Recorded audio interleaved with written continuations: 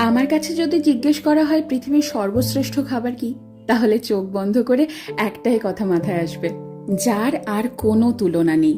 আমরা মধ্যমগ্রাম বাজার গিয়ে একেবারে বর্ষার ইলিশ কিনে এনেছি। একটু নুন আর হলুদ মাখিয়ে সর্ষের তেলে ভেজে নিয়েই সাথে গরম ভাত, কাঁচা লঙ্কা আর ইলিশ মাছ ভাজার তেল। সত্যি কথা বলো, বাঙালির কি আর কিছু লাগে? এই দিয়ে তো পুরো প্লেট খালি। আমার মা যেহেতু স্কুল শিক্ষিকা, তাই অনেক সময় এমন হয়েছে ঘটা করে রান্না করার সময়ই পাইনি। আর সে সময় যদি বাড়িতে ইলিশ মাছ থাকতো, তাহলে এই ইলিশ মাছ ভাজা দিয়ে কত তৃপ্তি করে খেয়ে উঠেছি সবাই। আমার এই বাড়িতে বাবা মা এসেছে, আর সেই তৃপ্তি করে খাওয়ানোর সুযোগটা এবার আমি পেয়েছি। আমার খাদ্য রসিক বাবা গরম গরম ভাত আর ইলিশ মাছ ভাজা নিয়ে বসে পড়েছে। দেখো কত মজা করে খাচ্ছে, দেখেও যেন তৃপ্তি আসছে আমার।